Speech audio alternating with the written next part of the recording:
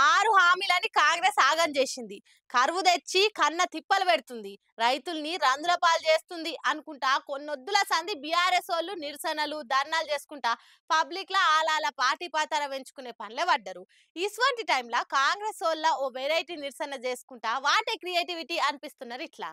ప్రజా పాలనైనా నిలబడి నిరసనలైనా మేం దిగనంత వరకే అన్నట్టే చేస్తురుగా కాంగ్రెస్ వాళ్ళు. అందరికంటే ఎరైటీగా ఇగో గాడిద గుడ్డు ఒకటి కొబ్బరి బొండం సైజులో తయారు చేపించి నిరసన చేశారు. మరి ఇంతకు ఏం చెప్పదలుచుకున్నారు వీళ్ళు? ఏంది ఇలా భావం అని అంటే, కేంద్ర ప్రభుత్వం 10 సంవత్సరాలుగా తెలంగాణను ఎంత నిర్లక్ష్యం చేసి తెలంగాణ అభివృద్ధిని పక్కన పెట్టేసి అబద్ధాలు చెప్పుకున్నటువంటి తీరును ఎక్స్పోజ్ చేస్తూ తెలంగాణ ప్రజల్ని అవమానం చేస్తూ గాడిద గుడ్డు మాత్రమే ఇచ్చింది తప్ప, ఎందుకంటే గాడిద గుడ్డు పెట్టదు, అది ఇయ్యలేదు.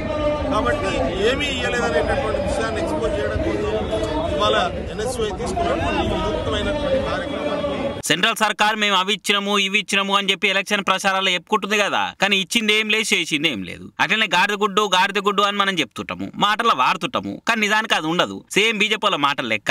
అగో అందుకే ఇట్లా గాడిద గుడ్డు పట్టుకొని నిరసన చేస్తున్నామని చెప్తున్నారు. గాంధీ భవన్ లో కుర్మా ఆత్మీయ సమ్మేళనం అని పెడితే ఆడికి మస్తు మంది కాంగ్రెస్ లీడర్లు, అట్లనే ఎమ్మెల్సీ బల్మూర్ వెంకట్ కూడా వచ్చిండు. ఇక అందరు కలిసిరు కాబట్టి పని మోడీ సర్కార్ మీద గరమైతుంటా ఎన్ఎస్సీఓలు చేసిన ఎరైటీ నిరసన ఇది. కానీ ఐడియా అయితే మస్తు కొత్తగా ఉందిలే. మరి చూసి కాంగ్రెస్ కు కౌంటర్ గా ఆయన కమలం పార్టీ వాళ్ళు ఏం ప్లాన్ చేస్తారో చూడాలి. ఈ ఎండలేమో గాని దినం ఏదో ఒక దావతు లగ్గంలకు తిరిగి తిరిగి ఇంకెక్కువ అలసిపోతున్నాం పోన్రి. కష్టపడి డైటింగ్ చేసి బక్కగా అయిన వాళ్ళంతా గీ దావత్ల తిండి చేయంగా మళ్ళా బరువు పెరగొచ్చు. ఓ పాలి ఎందుకైనా మంచిది కొలుసుకోర్రి. ఏమున్నా ఇప్పుడే తినుండ్రి. ఎందుకంటే వచ్చే 3 నెలల ఎసోంటి దావత్లకు లగ్గాలకు ముహూర్తాలు లేవట. మూడాలు జొర్రినాయి అని అంటున్నారు.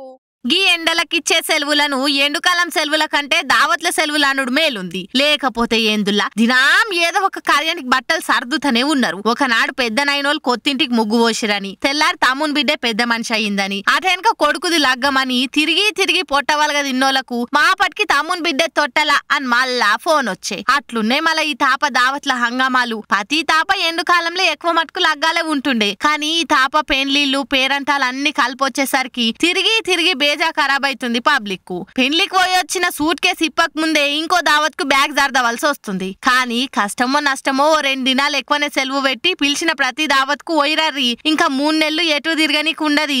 ఎందుకంటారా, మూడాలు జరుగుతున్నాయట. ఈ నెల 29 నుంచి వచ్చే 3 నెలలు ఎసోంటి శుభకార్యాలకు ముహూర్తాలు లేవని పంతులు చెప్తుర్రు. ఇక ఈ ముచ్చటి ఇట్లుంటే ఈ 3 నెలలు చిన్న చిన్న దందాలు చేసుకునేటోళ్ళ నోట్ల మన్ను వాడే తట్టే ఉన్నది కథ చూస్తుంటే.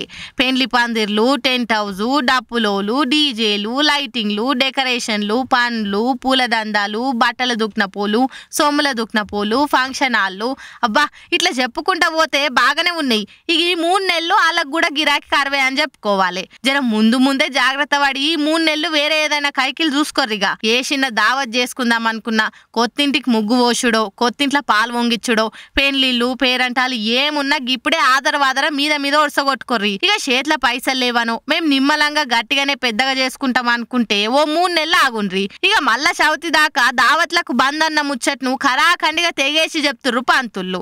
ఆటెనక మీ ఇష్టం ఇక.